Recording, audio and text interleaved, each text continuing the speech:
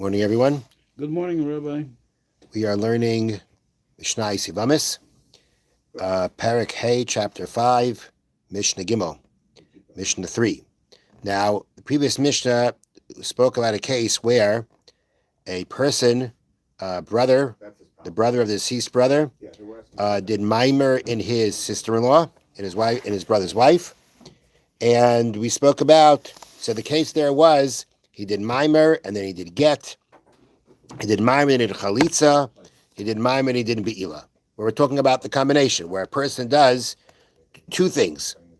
And the first the first example in Mishnah Beis was all the cases of the combination with mimer. He did mimer plus. That was Mishnah Beis. Mishnah Gimel now starts from a different angle.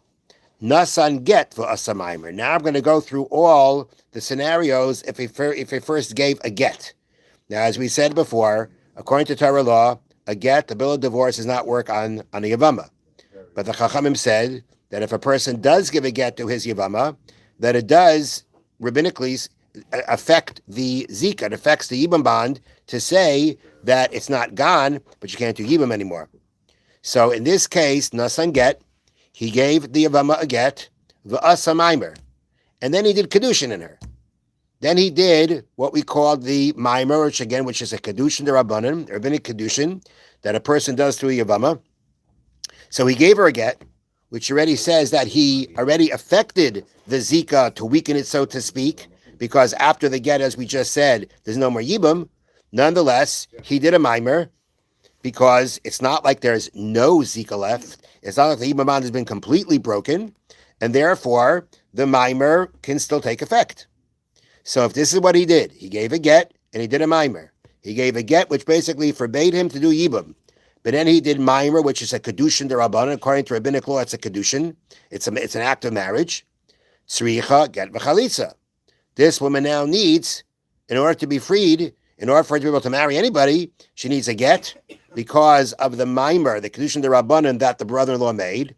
V'chalitza. She still needs chalitza because nothing took off any of her. According to Torah law, she's still bound to him for Yibam as she was to begin with. So that bond has never been broken, has never been removed, and therefore she needs chalitza. That's the first case. Next case. Nasan get uboal. He gave a get to her, which again forbids him to do Yibam on her, uboal. And then he cohabited with her. Which means now he actually, after being forbidden to do Yibam, according to Midrabanan, he went and he did Yibam. He went and he cohabited with her, which is the mitzvah of Yibam. All right, that's what he did. So he first gave her a get to say that he's not allowed to do Yibam on her, and he did it anyway, which according to Torah law is going to work, because the get according to Torah law has no effect. So now what has to happen? Nasan get ubal. He gave a get, and then he cohabited with her. Tzrika get v'chalitza. She needs a get. Another get, exactly. She needs another get, because the mimer that was done after the get, after the first get, took hold. It took effect. So therefore, you need a get for the new kedushin, actually more than that. Back up. You really need a get because of the fact that this person did a yibum. He cohabited with her. According to Torah law, yibum was done. It's his wife. So therefore, now, but he can't remain married to her, can't stay married to her because of the get that he gave before he did the yibum, which forbade him to marry her. And therefore, she needs a get. She cannot stay married to him. Vachalitza. And she still needs a chalitza. Now, this needs explanation. Why do you need a chalitza for? If, according to Torah law, the yibum worked and she became his full-fledged wife, and he gave her a get, what do you need a chalitza for? Yibum takes off the Zika bond. He married her. He gives her a get because he can't stay married to her. What do you need chalitza for? He did Yibum. The answer is that this is also a rabbinic decree, that if you were not allowed to do the Yibum and you did it, then we don't consider the Yibum, we consider the Yibum weak. It doesn't take off all the Zika according to rabbinic law. She can't get married until she has a chalitza too. So that's another layer of rabbinic law here.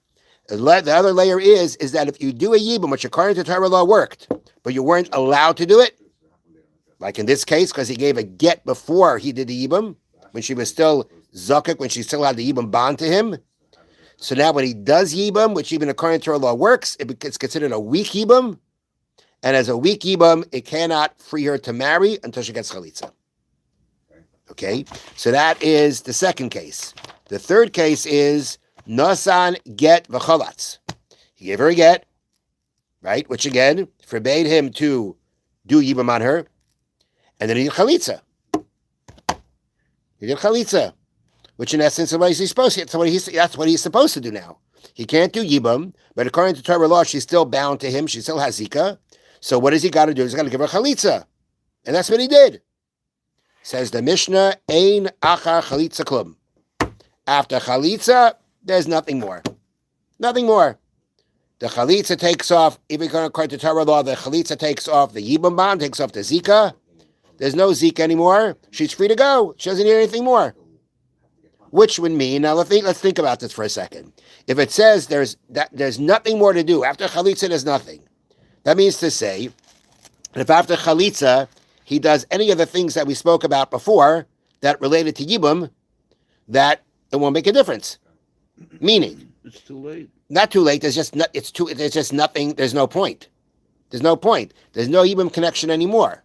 So, for instance, let's talk about after he did chalitza, he did another chalitza. Who cares, right? That's not what we're talking about. Nothing. That's nothing. But that's not what we're talking about. Let's say after chalitza, he gives her a get. It's nothing. There's nothing there. Let's say after chalitza, he does be'ila, he cohabits with her. L'shem yibum. Nothing. Nothing. She's not going to become his wife because of that. The chalitza already took off the zika, took off the yibum bond before. Let's say he does mimer now. He does the kedushin. Right? Right? We had the kedushin. We talk about mimer. We talked about kedushin on the Yevamos. We talked about that before, right? Let's say he does that kedushin now. Why not? So here is a very important point. And this is a point that the Bartenura makes in the next part of the Mishnah. If you think about it, what is mimer? We said mimer is an act of kedushin. It's the same act of kedushin a person would do on any woman that he wants to marry. It's just that by yibum, the Torah doesn't give that. There's no kedushin by yibum. By yibum, to make her your wife, you cohabit, and that's what makes her your wife. There's no kedushin there. The Rabbanan said, no, we want you to do a kedushin. But you're just doing a kedushin. You're not doing anything out of the ordinary. You're not doing anything different than any other kedushin. So let's say he gave her chalitza, right? And now he does kedushin. Shouldn't the kedushin work? I'm afraid to. It should work, right? Because right now at this point after chalitza, can he marry her? No, he's not allowed to marry her. Not allowed to. That's what Torah says. You did chalitza. There's a prohibition to go ahead and marry her. Fine, but now you did. You went and did kedushin. Anyway, and kedushin we assume can take hold of someone that's prohibited to you only because of a prohibition. So what does it mean here? There's nothing after the chalitza. All the yibum related things wouldn't matter. What do you mean? Mimer is kedushin. That would matter. The answer is, as the Bartenura points out, that it must be that this part of it, that this Mishnah is following the opinion of Rabbi Akiva that we had previously, who holds that even if there's just a lav, even if it's just a prohibition, and it's a prohibition that has to do with being related, a prohibition that has to do with being related, on such a woman, there's no kedushin. That's Rabbi Akiva's opinion. Even though it's only a prohibition. We don't paskin like that. We don't follow that opinion. But it must be that our Mishnah that said that after chalitza there's nothing, which would include mimer, because that was a yibum related thing. I mean, essentially it was a yibum related thing that we mentioned before. And there's no reason that shouldn't be able to take effect. It's just a kedushin. But the point is, it must be that our Mishnah is following the opinion of Rabbi Akiva, who says that any kind of woman prohibited by a prohibition who's a relative, kedushin doesn't take hold. And that's why it says here, Einacha chalitza klum. After chalitza, there's nothing. So this first part of the Mishnah now went through the combination of different things that he did when the case is you're starting with a get. The Mishnah spoke about giving a get and doing a mimer. giving a get and doing a be'ila, cohabiting, doing the actual mitzvah of Yibam, and then spoke about get and doing chalitza. That's the first half of the Mishnah. We'll continue tomorrow. Okay, let's do the Chofetz Chaim.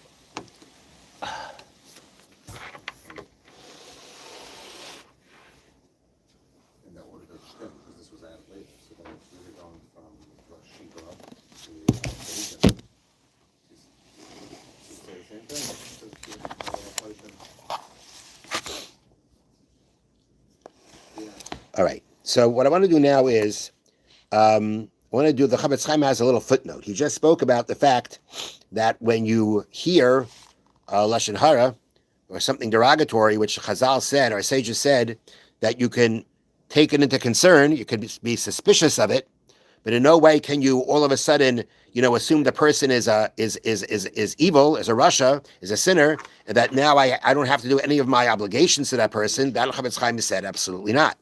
So he wants to give an example, okay? And he says an example that people stumble at. People are often very lax with this. Kagain. There are people in the town that are assumed to be poor. They come across, they say they need money, they say they need help. From what we can see, they are needy. That is their status. And therefore you got to give them tzedakah, give them charity. One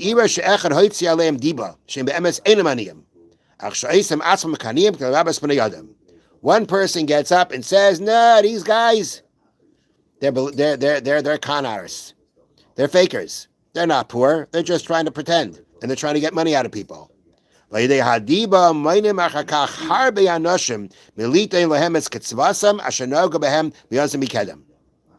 And now, because of that rumor that spread, that derogatory statement that one person made, now people will stop giving them, don't give them as much. And he says, according to Torah law, this is a great wrong. By doing so, you are actually accepting Lashon Hara. Because if, according to Torah law, we say you cannot believe Lashon Hara, you can only take it into concern, that wouldn't allow you to exempt yourself from this for this poor man. Because he still has his original status of being assumed to be poor because of what he said. Until the opposite is said about him, until you clarify otherwise, he still is in a status of being assumed to be poor. And nonetheless, people have to, and the people of the city are actually obligated to support him. And even more than that, the halacha says that if a person comes over to you and says, "Help me," right? Help me, halachically, you don't ask him. We don't start making investigations into him, according to the letter of the law. And therefore, and all the more so if that's talking about a stranger. A guy walks up, you have no idea who he is, and he says, "I need help." So the halacha is you don't go checking into him, you give him. So all the more so when the situation is where you assumed he was, and now because of somebody's Lashon Hara, you want to change that? You have no right to do that. What you should do is, okay, if somebody said that these people are not for real, investigate. And until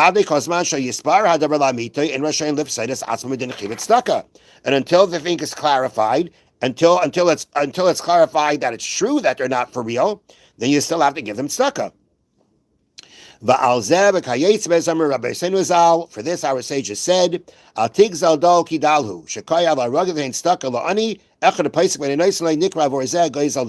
Pasuk says, "Do not steal from the poor man, for he is poor."